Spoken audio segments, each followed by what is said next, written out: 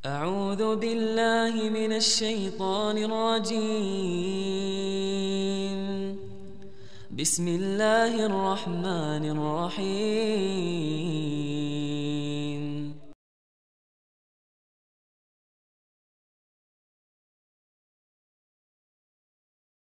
بسم الله الرحمن الرحيم. السلام عليكم ورحمة الله وبركاته.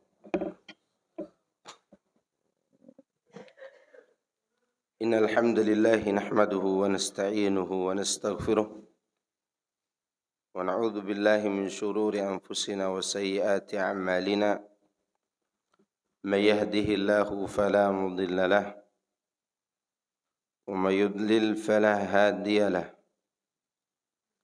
وأشهد أن لا إله إلا الله وحده لا شريك له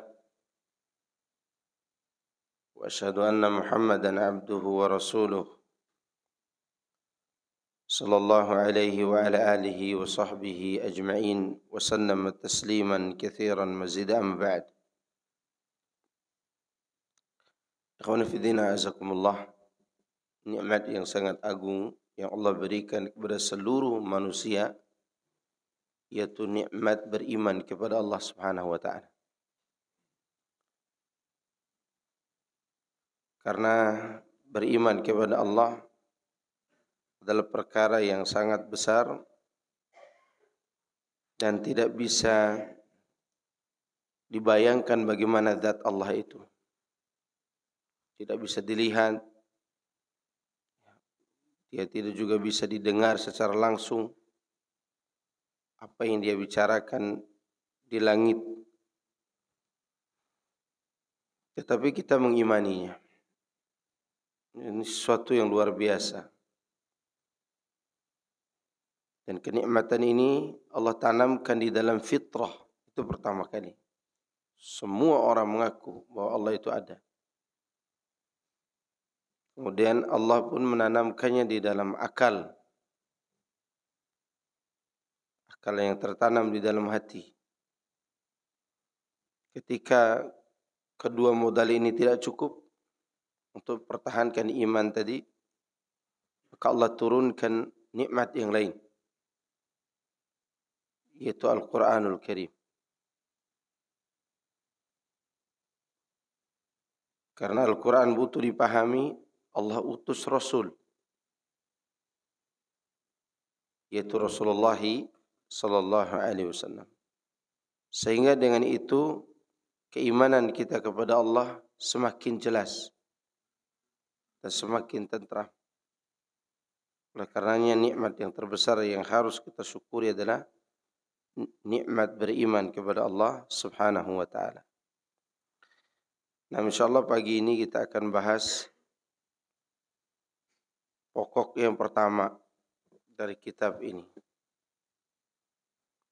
Kitab Al-Irsyad ila Sahihil I'tiqad.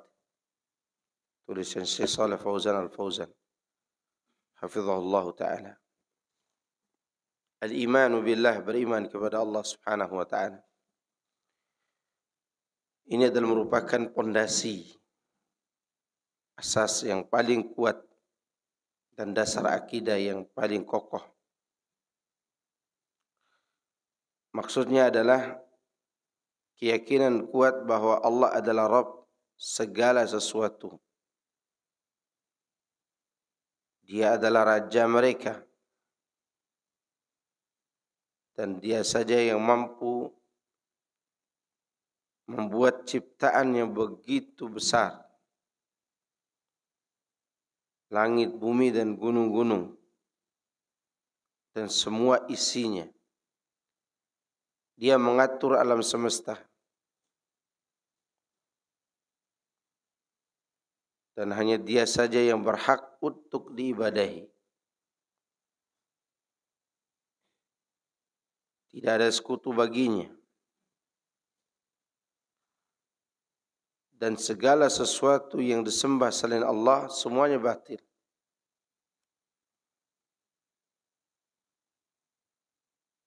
Dan menyembah kepada selain Allah adalah perbuatan yang batil, adalah kebatilan. Coba perhatikan ikhwan. semua yang kita lihat yang begitu megah ini diciptakan oleh Allah Subhanahu wa taala. Semua yang kita nikmati adalah pemberian dari Allah.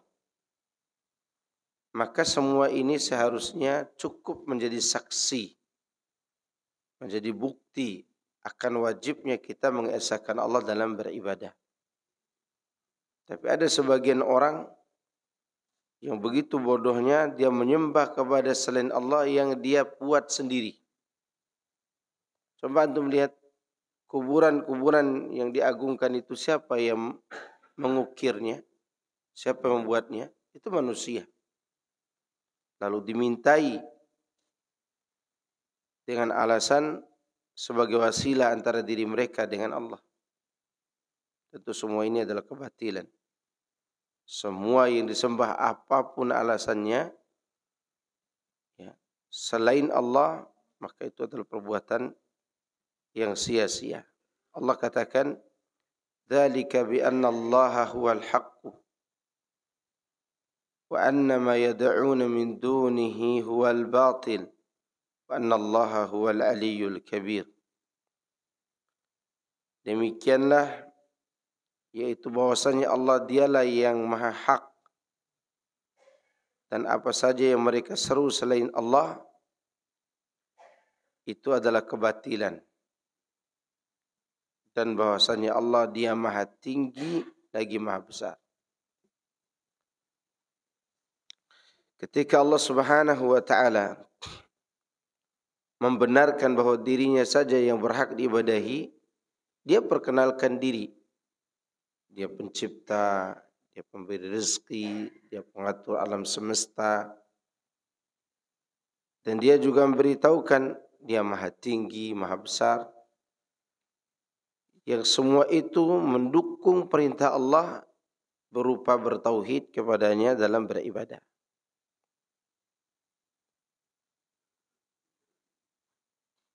Bahwa Allah Subhanahu wa taala disifati dengan sifat-sifat kesempurnaan dan keagungan. Dia disucikan dari segala kekurangan. Perhatikan, Allah itu sifatnya sempurna. Dia maha agung. Dan dia maha suci dari segala kekurangan dan aib. Ini adalah tauhid yang besar. Dan tauhid itu ada pada 3 bentuk. Tauhid ada pada 3 bentuk. Pertama, tauhidur rububiyah, uluhiyah, dan asma wa sifat.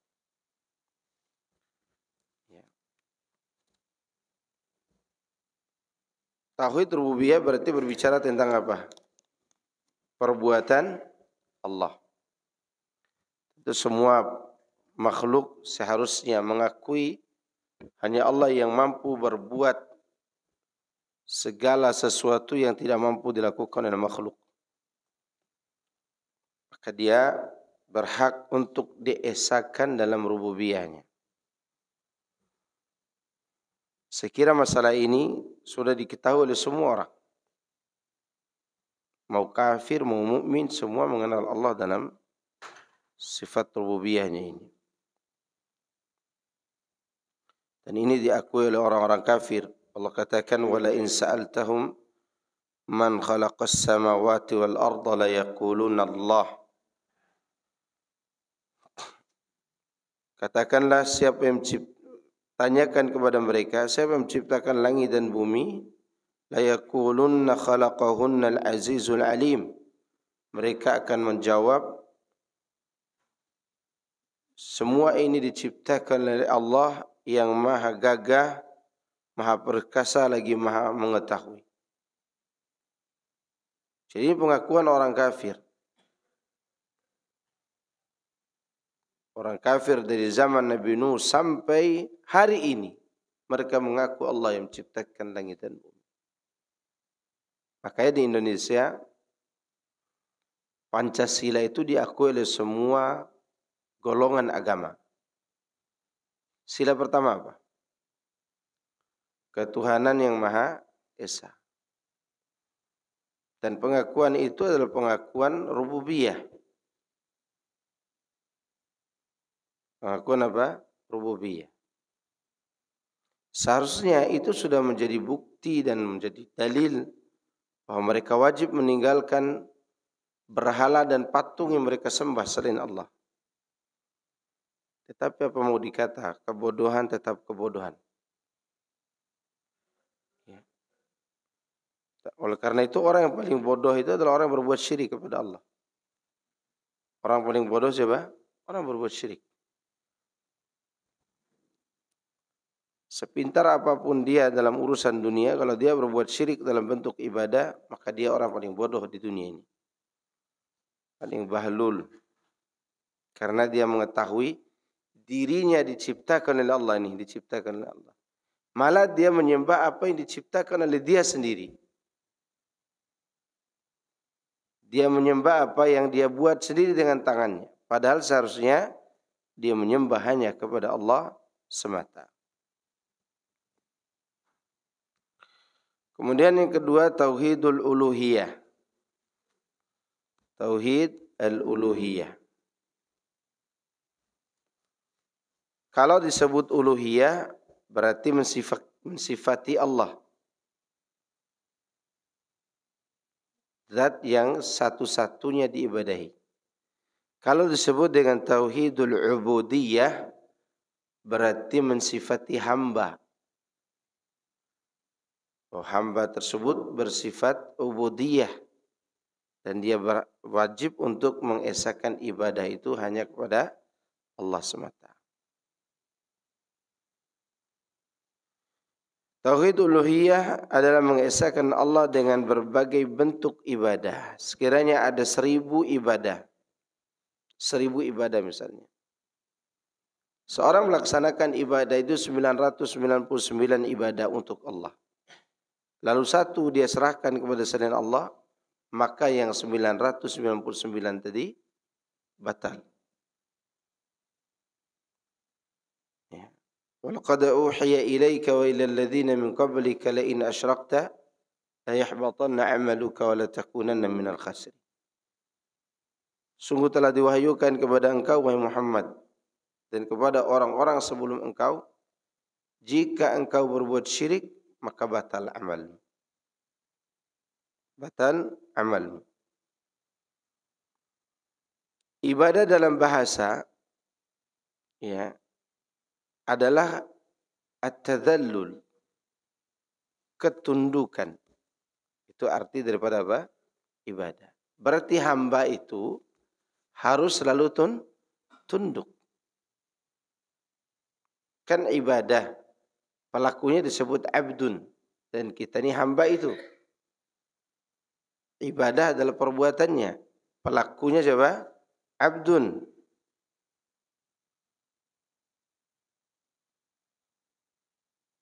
Ibadah dikatakan dalam bahasa Arab tariqun mu'abbadun. Jalan yang mudah. Tariqun mu'abbadun. Jalan yang mudah, jalan yang ditundukkan. Ya. Karena jalan tersebut mudah diinjak oleh manusia. Mudah diinjak oleh manusia. Adapun makna ibadah secara syar'i, para ulama berbeda ungkapan. Akan tetapi mereka sepakat pada satu makna, bahwa ibadah adalah apa yang diperintahkan secara syar'i tanpa tuntutan kebiasaan ya, dan juga tidak harus masuk akal. Ya, tidak harus apa? Masuk akal. Ini kesimpulan dari Syekh Shalih Fauzan Al-Fauzan. Makna ibadah itu sebenarnya dua. Pertama, makna zat, makna kalimat. Makna apa? Kalimat. Al-ibadah. Al-ibadah, kalau ditinjau dari lafadznya, artinya at-tadhallul ma'al khudu' wal mahabbati wa ta'zim. yaitu tunduk patuh kepada Allah yang disertai dengan kerendahan diri di hadapannya dan mengagungkan serta mencintainya. Itu arti apa? Ibadah. Maka Ibnu Qayyim ketika mengartikan iyyaka na'budu, beliau menyebutkan wa biqadri al-ma'rifah yakunu ta'zimu lirabbi fil qalbi. Seukuran mana seorang itu mengenal Allah, maka sebesar itu dia agungkan Allah dalam hatinya. Kalimat agungkan Allah bermakna ibadah. Karena ibadah itu maknanya selain diri kita tunduk, hati kita mengagungkan Allah dan mencintainya. Itu makna apa? Ibadah. Kalau orang belum merasakan ini, berarti dia tidak sampai pada hakikat ibadah. Itu makna secara lafaz al-ibadah. Makna cakupannya apa saja? Nah, baru masuk dalam perkataan beliau tadi. Ini ringkasannya. Yang menyebutkan cakupan tersebut adalah Ibnu Taimiyah. Yang biasa kita kenal, ibadah itu adalah ismun jami'un likulli ma yuhibbuhu Allah wa yardahu min al-aqwali wal af'al al-zahira wal batinah. Ibadah adalah suatu ungkapan yang mencakup segala sesuatu yang dicintai dan diridhoi oleh Allah. Yang dicintai dan diridhoi oleh Allah. Entah itu ucapan maupun perbuatan, lahir maupun batin. Ini cakupannya. Jadi ibadah itu adalah sebuah ungkapan yang mencakup segala sesuatu yang dicintai dan diridhoi oleh Allah. Berarti ini tugas kita nih. Mencari tahu apa yang dicintai dan diridhoi oleh Allah itu. Dan bagaimana kita bisa tahu bahwa ibadah ini dicintai dan diridhoi oleh Allah. Nah, untuk mengetahuinya Allah pun turunkan kaidah dan ketentuan bahwa ibadah yang dicintai dan diridhoi Allah tersebut adalah apa yang dia perintahkan melalui Rasulullah sallallahu alaihi wasallam. Tidak ada perintahnya lalu kita laksanakan, berarti itu bukan ibadah. Paham enggak? Jadi cakupan tadi segala sesuatu yang dicintai dan diridhoi oleh Allah. Ini kalau ibadahnya ibadah yang murni. Atau yang kita sebut, yang pernah sering disampaikan, ibadah mahdhah. Salat, puasa, haji, zakat. Yang ketentuannya harus dengan ikhlas dan mutaba'ah. Apa saja bentuknya? Ucapan bisa, perbuatan juga bisa. Baik itu ucapan lisan maupun ucapan hati. Makanya disebut zahir dan batin. Maka semua itu harus dicari tahu ini diridhoi atau tidak. Hatta ibadah itu kalau secara zahir dia diperintahkan tetapi keliru dalam keyakinan, maka dia tidak diridhoi juga oleh Allah Subhanahu wa taala. Ya. Misalnya ini. Ya, puasa diperintahkan enggak? Puasa diperintahkan. Dia ibadah mahdhah. Lalu ada orang menggunakan puasa untuk mencari jodoh misalnya. Puasa supaya dapat jodoh yang cantik, yang berilmu dan seterusnya. Puasanya tidak ditentukan hari apa aja. Pokoknya puasa itu bisa mendatangkan jodoh yang cantik dan berilmu serta soleha. Nah, keyakinan seperti ini diperintahkan atau tidak? Tidak. Walaupun puasanya benar cara dia melaksanakan. Maka harus sesuai antara lahir dan batin. Apalagi tidak diperintahkan lalu dikerjakan. Ya. Itu bukan ibadah. Itu adalah merupakan perbuatan bid'ah. Bukan ibadah. Artinya bukan ibadah yang diridhoi oleh Allah Subhanahu wa taala. Makanya para ulama menentukan kaidah hukum asal ibadah itu terlarang kecuali setelah ada perintah. Ingat ya, hukum asal ibadah terlarang kecuali ada perintahnya atau ada dalil yang mensyariatkannya. Ini semua orang menganggap ibadah. Cium kaki Habib aja ibadah. Ya enggak? Cium tangan Habib, bolak-balik itu mahal loh.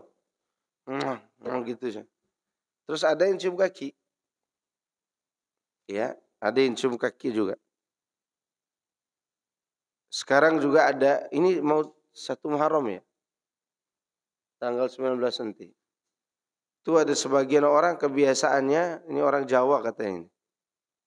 Cuci kaki orang tua dan cuci kakinya, kemudian nanti kaki dicium dan disujuti. Kata mereka itu kebaikan, mencari ridho Allah di situ. Enggak, justru itu mencari murka Allah Azza wa Jalla. Kenapa? Karena sujud kepada manusia tidak boleh. Karena itu ibadah yang harus diberikan hanya kepada Allah.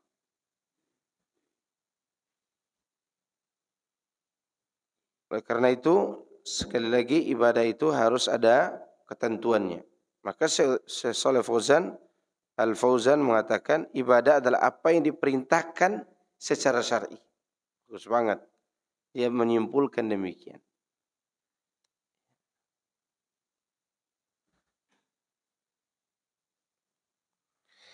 Sebagian dari mereka berkata ibadah adalah kesempurnaan cinta disertai kesempurnaan ketundukan. Iya, betul. Kesempurnaan cinta itu ibadah kepada Allah Subhanahu wa taala. Demikian juga kesempurnaan ketundukan. Tadi sudah saya sebutkan perkataan Ibnu Taimiyah. Itu di mana beliau mengatakan ibadah adalah segala sesuatu yang mencakup apa yang dicintai dan diridhai oleh Allah tadi. Itu perkataan Ibnu Taimiyah. Mengenai ibadah adalah kesempurnaan cinta dan disertai kesempurnaan ketundukan, Ibnu Qayyim mengatakan wa ibadatur rahmani ghayatu hubbihi ma'a dhulli abidihi huma qutbani wa alaihima falakul ibadati dairun ma dara hatta qamatil qutbani. Ibadah kepada Ar-Rahman adalah puncak kecintaan kepadanya disertai ketundukan penyembahannya. Keduanya adalah dua poros, di atas keduanya roda ibadah berputar. Ia tidak berputar sehingga kedua poros itu berputar. Ya,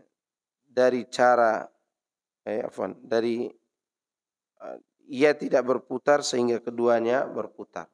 Jadi ibadah itu tidak jalan kecuali dengan apa? Kecintaan dan pengagungan. Itu dua poros ibadah.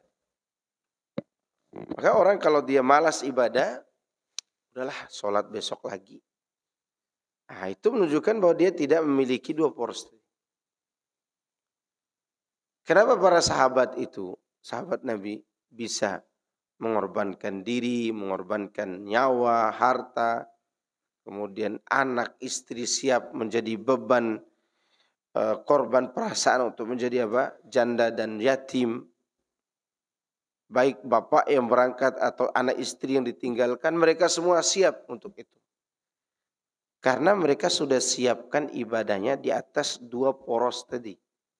Kecintaan kepada Allah dan pengagungan. Selama perbuatan tersebut ya, untuk mengagungkan dan mencintai Allah, maka mereka rela melakukannya. Rela melakukan. Coba antum lihat, perhatikan.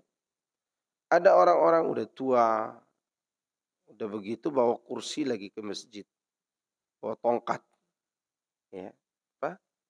Untuk dia berjalan, mampu dia pergi. Apa yang mendorongnya? Dua poros tadi. Yang menjalankan dia itu adalah dua perkara tadi, mengagungkan Allah dan mencintai Allah. Ada orang setiap hari pergi fitness, ya, setiap hari olahraga, lari pagi sampai lari sore. Sampai kadang melarikan diri karena bertengkar sama istrinya. Saking kuatnya dia olahraga gitu. Ya. Sampai bentuk badannya udah bagus. Tapi dia tidak sanggup ke masjid. Kenapa? Karena dua roda tadi berhenti. Berhenti, tidak berjalan. Ibadah pun tidak berjalan. Ini menunjukkan bahwa kita membutuhkan dua itu dalam beribadah. Baru kita bisa praktekkan perkataan Ibnu Taimiyah tadi. Ya.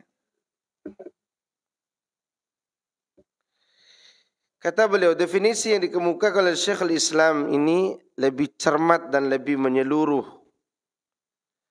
Seluruh agama masuk ke dalam ibadah. Sedangkan pihak yang mendefinisikan ibadah dengan cinta disertai ketundukan adalah karena cinta dan ketundukan yang sempurna menuntut ketaatan dan ketundukan kepada yang dicintai. Ini cara mencintai yang atas. Cara mencintai yang lebih tinggi dari kita, yaitu konsekuensinya taat dan tunduk kepada yang dicintai. Itu disebut dalam beberapa syair, innal muhibba liman yuhibbu muti'. Sesungguhnya orang yang mencintai akan mentaati yang dia cintai. Ini cara mencintai yang atas. Cara mencintai yang bawah bukan begitu. Mencintai yang bawah, menyayangi dan bertanggung jawab. Ya, kita berbicara mencintai Allah. Berarti kita berbicara ketundukan dalam ibadah. Kalau seorang berbicara mencintai orang tuanya, berarti dia berbicara tentang bagaimana menghormati kedua orang tuanya. Kalau seorang ayah berbicara tentang cinta kepada istri dan anaknya, berarti dia bagaimana cara menyayanginya. Di atas menghormati, di bawah menyayangi. Makanya cinta rahmat ini tidak disebutkan dalam Al-Quran untuk tidak ditekankan di dalam Al-Quran. Seperti mencintai anak, mencintai istri, tidak ada. Wabil ahli ihsana, tidak ada. Atau wabil auladi ihsana, tidak ada. Yang ada itu wabil walidaini ihsana. Karena cinta menghormati itu lebih sulit daripada menyayangi. Cinta menghormati lebih sulit daripada apa? Menyayangi. Semua orang bisa sayang kepada anaknya, sama istrinya. Tapi apa semua orang bisa menghormati Allah Azza wa Jalla? Enggak kan? Maka tidak semua orang beribadah kepada Allah dengan ibadah yang disertai cinta tadi. Ini berbicara tentang apa? Cinta kepada yang maha besar, maha agung. Maka dia butuh pelatihan, butuh belajar, butuh ketundukan. Karena kecintaan kepada Allah itu serta mengagungkannya sekali lagi sebagai poros yang menjalankan ibadah itu.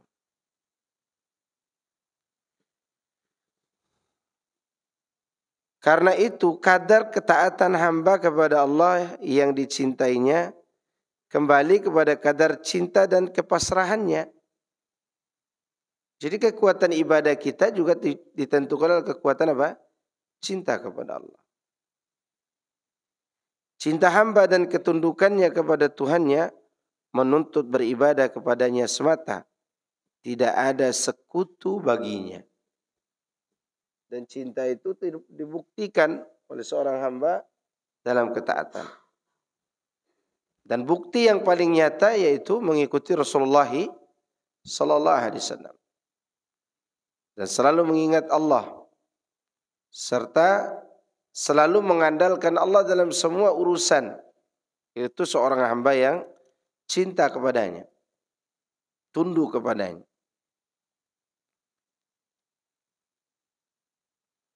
Dan ibadah itu memiliki ruh. Ruh ibadah ada 3. Ruh ibadah ada berapa? 3. Apa yang pertama? Masih ingat gak? Ruh ibadah itu ada 3. cinta, berharap, dan khauf, takut. Takut ada dua. Takut berbuat maksiat dan takut amal ditolak. Ya, pertama apa tadi? Cinta. Cinta itu ibarat kepala burung. Ibadah itu adalah badannya. Takut dan berharap adalah kedua sayapnya. Coba Anda bayangkan burung berterbang. Ada badan burung. Badan ini ibadah. Ibaratnya apa? Ibadah. Kepalanya cinta. Sayapnya berharap dan takut. Kalau tidak ada tiga perkara ini, maka badan burung ini tidak bisa diangkat. Ya, amal kita juga begitu. Amal kita kan terbang. Diangkat naik ke atas. Tidak akan naik ke atas kalau tidak memiliki tiga rukun tadi. Ini namanya rukun ibadah qalbiyah. Dan semua itu diajarkan oleh Allah dalam surat Al-Fatihah. Alhamdulillahirabbil alamin mengajarkan kita untuk mencintai Allah. Karena yang terpuji wajib dicinta. Ar-Rahmanir Rahim mengajarkan kita untuk berharap hanya kepada Allah. Karena dia memiliki segala-galanya. Yang luas rahmatnya. Maliki Yaumiddin mengajarkan kita untuk takut kepadanya. Takut dalam dua hal. Takut berbuat maksiat yang akan dihisab. Takut amal ditolak yang akhirnya gagal dihisab dengan baik. Ya. Ini mengenai ibadah itu. Dan manusia diciptakan hanya untuk beribadah kepada Allah. Dalilnya jelas, wa ma khalaqtul jinna wal insa illa liya'budun. Kemudian para nabi dan rasul diutus untuk mengajak manusia kembali kepada Allah.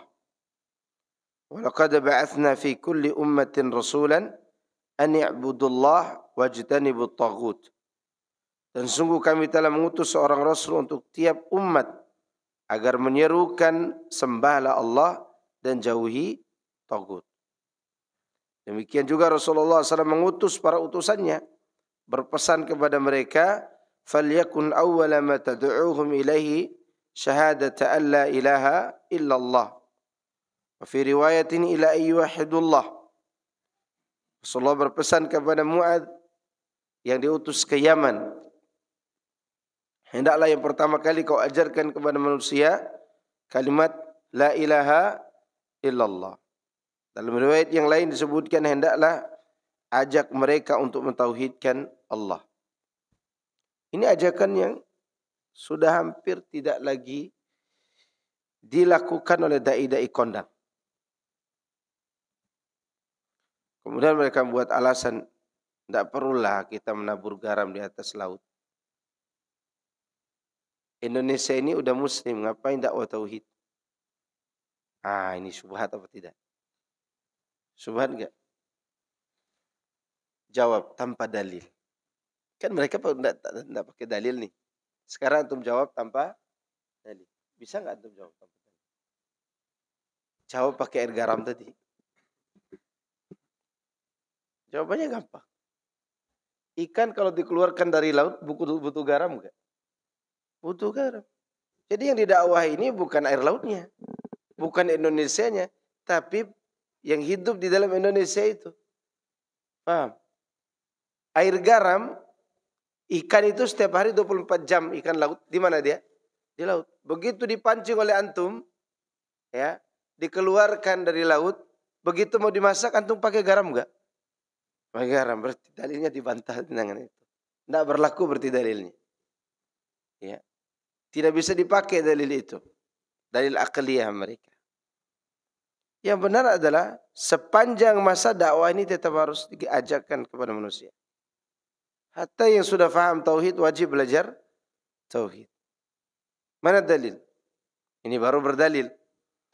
Itu sikap Rasulullah SAW kepada para sahabat 5 hari sebelum beliau wafat. Beliau mengatakan la'natullahi 'alal yahudi wan nasara ittakhadhu qubur anbiya'ihim masajid. Allah melaknat Yahudi dan Nasrani yang menjadikan kuburan para nabi mereka sebagai tempat ibadah. Ini ajakan apa? Tauhid. Kepada siapa? Para sahabat. Setelah Rasulullah SAW meninggal dunia, Umar tidak terima kalau Rasulullah itu meninggal.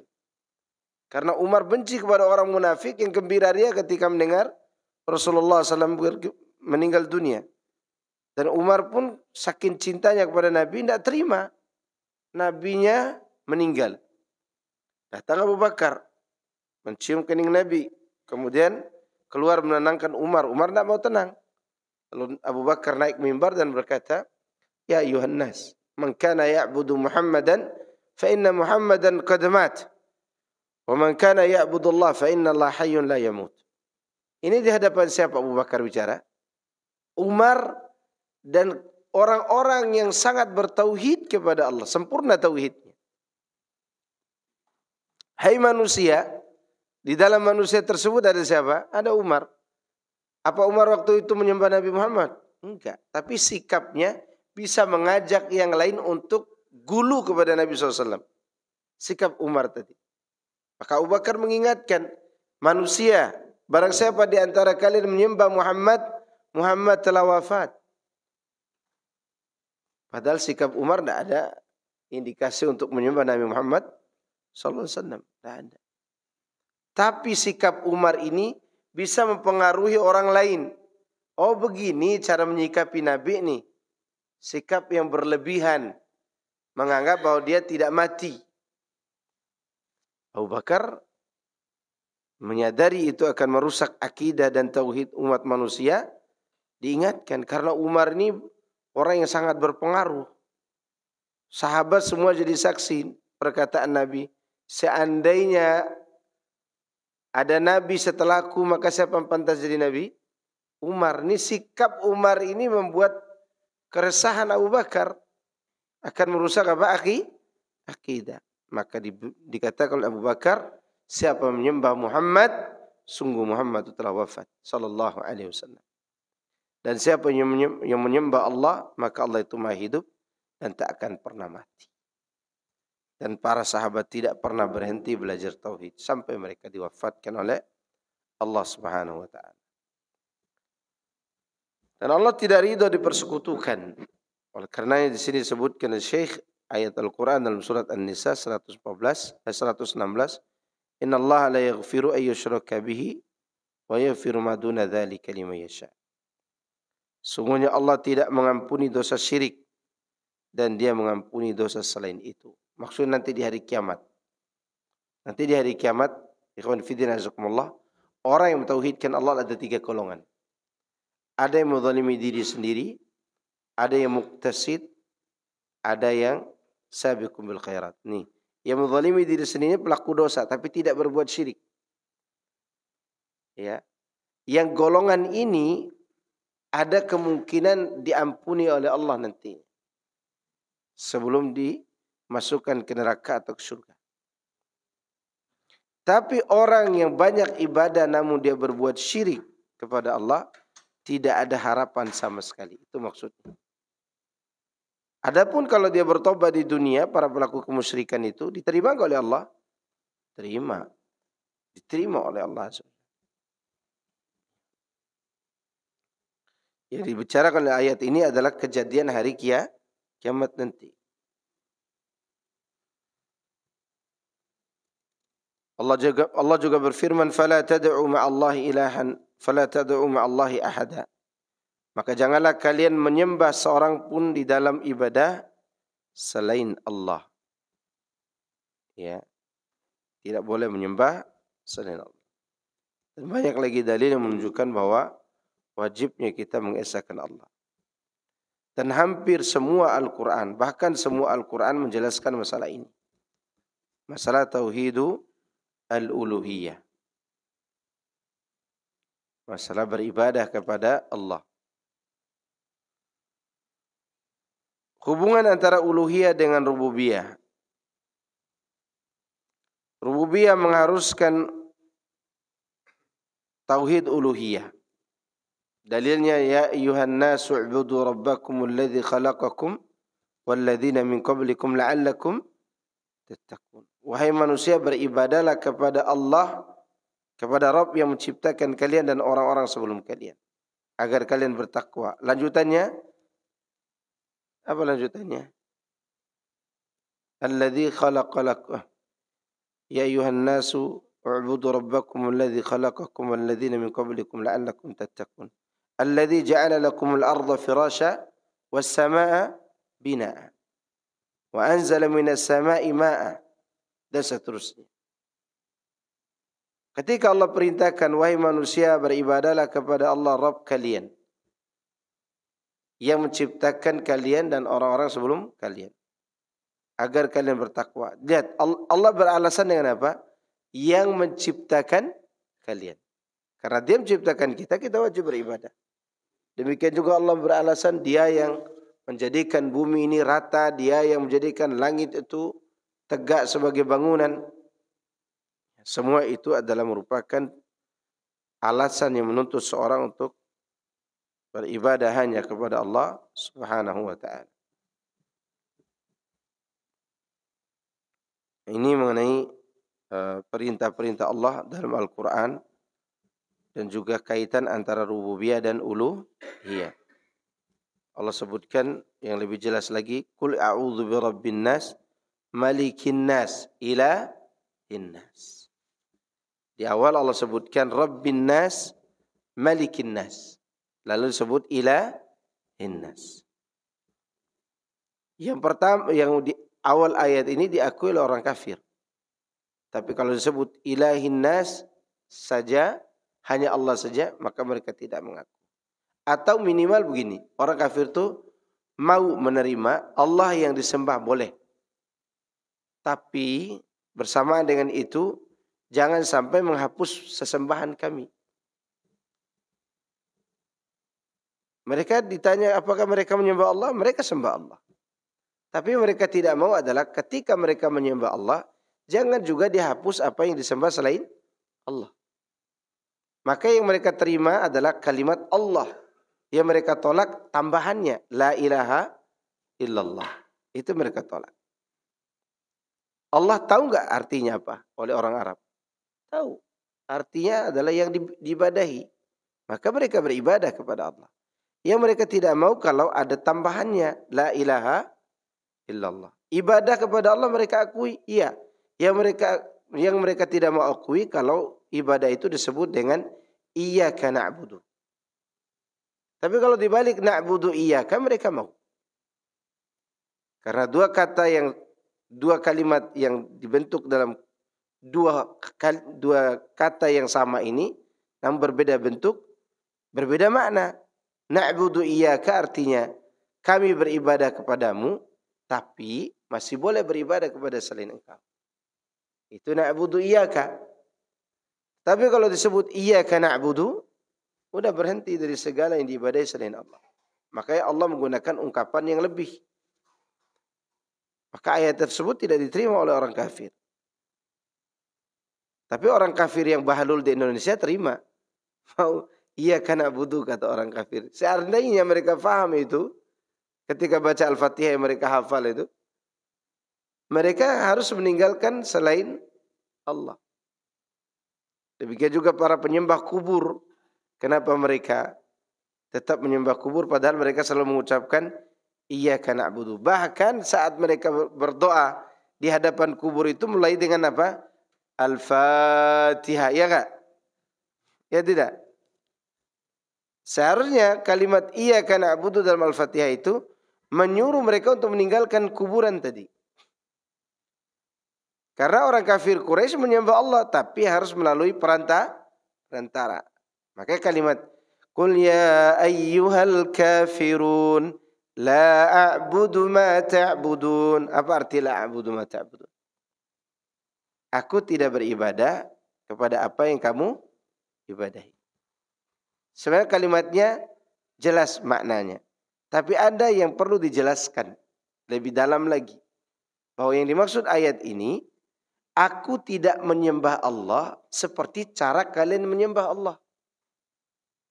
Bagaimana cara mereka menyembah Allah? Melalui perantara. Karena mereka mengaku menyembah siapa? Allah. Ma na'buduhum, kata mereka. Kami tidak menyembah selain Allah. Enggak, kata mereka. Ma na'buduhum illa, kecuali agar mereka ini yuqarribuna ilallahi zulfa, agar mereka mendekatkan kami kepada Allah. Nah itu dia. Maka oleh karena itu ikhwan, makna daripada ibadah kepada Allah ya adalah mengesakannya setelah kita mengesakannya dalam rububiyah. Kalau kita mengaku Allah yang menciptakan, berezeki, mengatur alam semesta, ya wajib kita juga mengesakannya dalam perbuatan kita. Perbedaan antara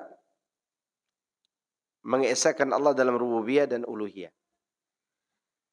Rububiyah berarti kita mengesahkan Allah dalam perbuatannya. Perbuatan siapa? Perbuatan Allah. Uluhiyah berarti kita mengesahkan Allah dalam perbuatan kita.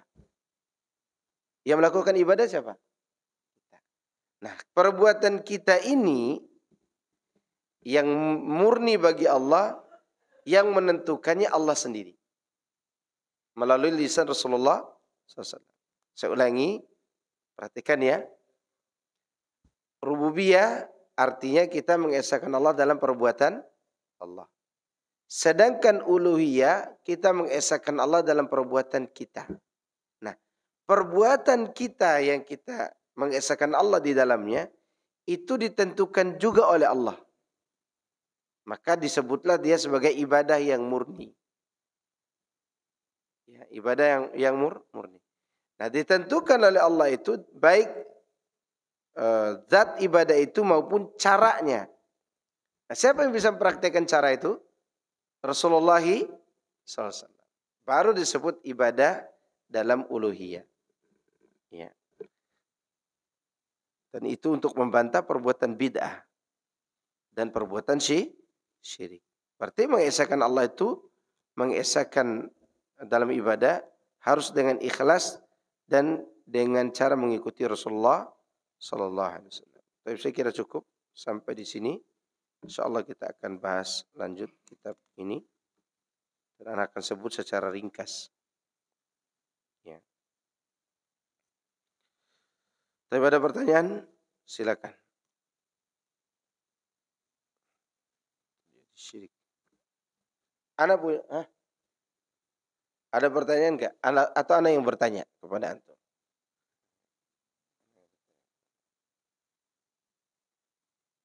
Tadi disebutkan, nanti insya Allah akan disebutkan juga di kitab ini, bahwa Allah itu maha sempurna dari segala sisi.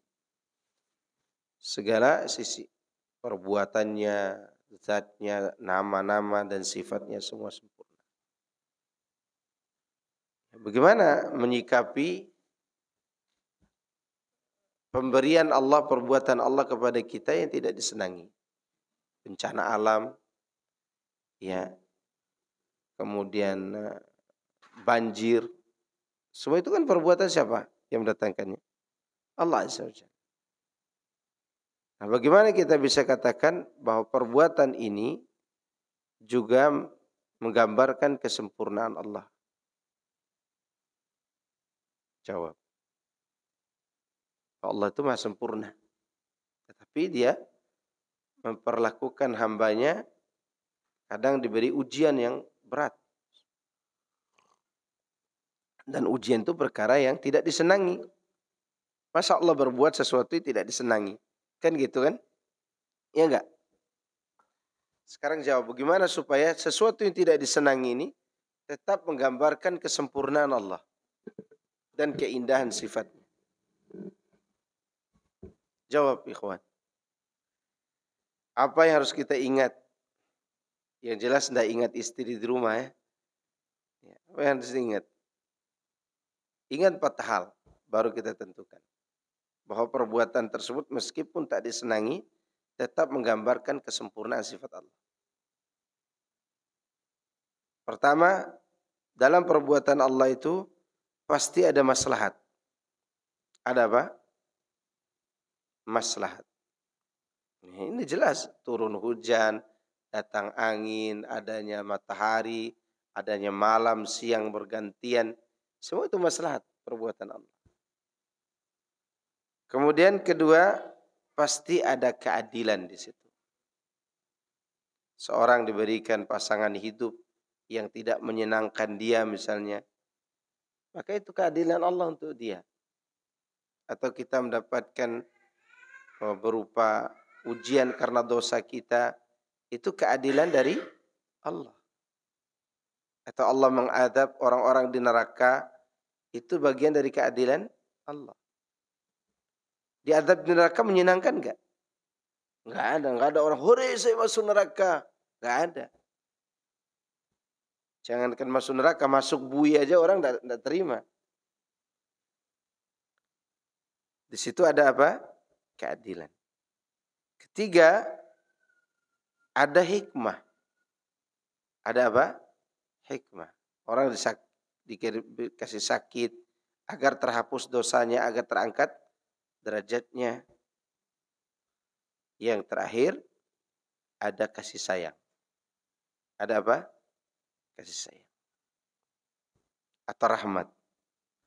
Maka Nabi Ayub ketika sakit, apa dikatakan? Wa ayyuba idh nada rabbahu anni massani yadurru wa anta arhamur rahim. Padahal lagi sakit tuh. Sakitnya cairan yang jatuh bukan lagi cairan yang keluar dari dagingnya, tapi yang jatuh adalah dagingnya sendiri. Jadi dagingnya sudah mulai melepuh dan berjatuhan, bercair dagingnya. Di saat kondisi seperti itu Nabi Ayub mengatakan, aku ditimpa penyakit ya Allah. Wa anta arhamur rahimin. Dan engkau maha penyayang dari yang menyayangi.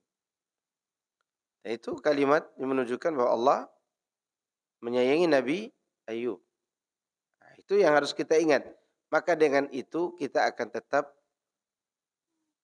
mengagungkan Allah dan mensifati Allah dengan kesempurnaan. Karena sebagian orang mengatakan, katanya Allah itu ada. Saya sudah berdoa tapi tidak dikabulkan. Kan ada orang ngomong begitu. Ya. Kita jawab, boleh jadi Allah menunda doa itu untuk ditabung dengan tabung yang banyak di akhirat. Atau dia untuk memalingkan kita dari hal yang paling besar musibahnya. Ya.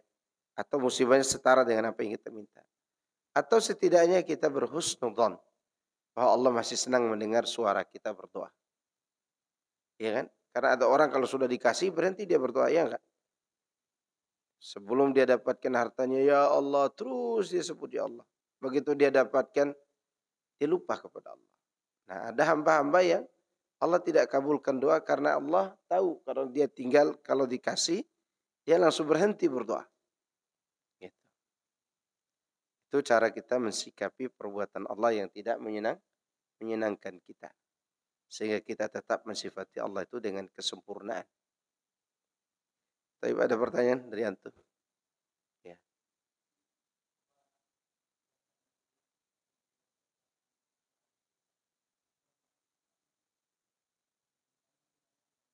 Baik, barakallahu fikum.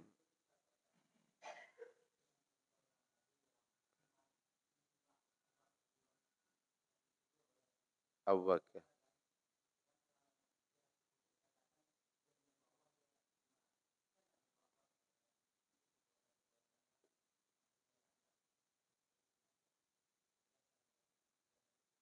Tapi mengenai ziarah kubur itu ada 4 macam jenis orang ziarah kubur. Yang pertama disunnahkan. Pertama yang disunnahkan. Itu yang disuruh Rasulullah SAW. Fazuruha fa'innaha tudzakirukumul maut. Sunnahkan untuk ziarah kubur untuk mengingat mati. Dan kita ke sana berdoa untuk kepentingan orang yang ada dalam kubur. Memintakan ampun untuknya dan mendoakan kebaikan. Ini disunahkan, dianjurkan. Dan apa yang diucapkan? Ya salam. Assalamualaikum ya ahla diyar minal muslimin wal mu'minin. Wa inna insyaallah bikum lalahikun. Wa nas'alullaha lana wa lakumul afiyah. Ini disunahkan. Ini jenis pertama. Jenis pertama ini dengan catatan tidak membebani diri untuk safar, untuk pergi ziarah. Ya antum punya ada kuburan-kuburan umum yang ada sekitar sini, ya antum datang sekitar situ untuk mengingat mati dan mendoakan kebaikan. Jenis kedua, orang berziarah kubur ke kuburan itu untuk menjadikan kubur sebagai tempat beribadah yang sunyi, berdoa, tempat doa. Bukan berdoa kepada kubur. Ingat ya, dia ke kuburan, dia tidak cari kuburan wali songo, wali delapan, enggak. Dia ke kuburan hanya mau menjadikan tempat di kubur itu karena sunyi, supaya lebih khusyuk doa kepada Allah. Dia duduk di kuburan. Misalnya di kuburan itu ada pohon beringin, di bawahnya ada deker. Ya, duduk di situ. Dia bukan doa di pohon beringin, mintanya tetap kepada Allah. Tapi karena dia yakin ini kan sunyi nih, lebih khusyuk kayaknya di sini. Doalah kepada Allah. Nah, ini perbuatan bid'ah. Perbuatan apa? Bid'ah. Ya, karena menentukan tempat sunyi harus dikubur. Padahal Allah sudah menentukan inna nasyi'atal laili hiya asyaddu wat'au wa aqwamu qila. Seharusnya di malam hari di saat dia bangun tahajud lebih menenangkan dan lebih mengena hati itu, lebih berkesan. Kemudian yang ketiga, menjadikan orang yang di kuburan itu sebagai perantara antara dia dengan Allah. Ini syirik. Syiriknya syirik besar ini. Dan ini jenis kesyirikan orang-orang kafir Quraisy yang mereka mengatakan ma na'buduhum. Kami tidak menyembah berhala ini illa liyuqarribuna ilallahi zulfa. Kecuali agar mereka mendekatkan kami kepada Allah dengan sedekat-dekatnya. Berarti mereka menyembah siapa? Allah. Tapi masalahnya adalah mereka menggunakan cara dengan membuat perantara antara mereka dengan Allah. Ini syirik kaum Quraisy. Yang keempat, ini lebih parah dari syirik kaum Quraisy. Ke kuburan untuk meminta langsung kepada penghuni kubur itu. Bukan menjadikannya sebagai perantara, tapi menjadikannya tempat meminta. Termasuk yang minta nomor togel. Ya kan? Nomor berapa mbah? Gitu kan tanya. Kemudian dia tertidur di situ ketemu kodok. Digosok perut bagian bawah kodok tuh terbentuklah uratnya 85. Nah, dia main togel di situ. Ya. Dan Anda lihat orang-orang seperti itu banyak yang gila. Nah, kalau minta langsung kepada pemilik kubur, maka kufur kepada Allah SWT. Dan syiriknya lebih besar daripada yang jenis ketiga tadi. Nah, ini mengenai ziarah kubur. Ya. Secara umum orang ziarah kubur dengan 4 jenis tadi. Yang pertama, disunnahkan. Dan ini tidak butuh safar. Pokoknya saya mau ziarah kubur ke Solo misalnya. Kapan besok mau ziarah ke sana? Oh, ada kuburan di samping rumah, kenapa harus ke sana? Kan tujuannya untuk mengingat mati. Kemudian yang kedua tadi, menjadikan tempat kuburan yang sunyi itu sebagai tempat yang khusyuk dalam berdoa. Dan ini perbuatan bid'ah. Ya, berdoanya udah bagus, tapi menentukan harus tempat sunyi seperti kuburan, maka ini jatuhnya dalam perbuatan bid'ah. Yang ketiga, menjadikan kuburan sebagai wasilah. Maka ini syirik besar. Yang keempat, meminta langsung kepada penghuni kubur. Ada orang datang ke kuburan saya minta jodoh mbah. Ya. Ada yang meminta saya bisa mau beli mobil. Ini yang mati belum punya mobil. Ya. Ini masalahnya di situ. Ya. Ini perbuatan syirik besar. Mengenai Umar tadi, Umar bin Khattab radhiyallahu anhu. Umar radhiyallahu anhu tidak menyembah Nabi waktu itu. Tapi sikapnya bisa membuat orang lain terpengaruh akan bersikap gulu kepada Rasulullah SAW. Karena hari ini masih ada sebagian orang yang meyakini Rasulullah SAW belum meninggal. Karena ada orang lihat begini, tundukin kepala. Kenapa? Karena dia lihat Nabi lagi lewat. Kata dia. Ada yang lagi sholat salaman begini. Kata dia lagi salaman dengan Nabi SAW. Ini khayalan orang-orang jahil, bahlul. Nabi SAW telah meninggal dunia. Dan dia tidak bisa keluar lagi dari kuburnya. Tidak bisa. Karena dia sama seperti manusia lain, meninggal juga. Yang membedakan adalah dia seorang Rasul yang menerima wahyu. Dan jasadnya tetap dijaga oleh Allah sampai hari ini. Itu Rasulullah SAW. Baik, ada lagi? Cukup ya? Syirik besar. Yang lebih parah yang keempat. Syirik besar itu bertingkat-tingkat lagi ya. Kafir keluar dari Islam. Benar. Maka hati-hati main minta-minta kepada selain Allah sesuatu yang tidak bisa dikabulkan kecuali Allah saja. Hati-hati. Fadhal. Cukup? Subhanakallahumma bihamdika asyhadu an la ilaha illa anta astaghfiruka wa atubu ilaik. Wassalamualaikum warahmatullahi wabarakatuh.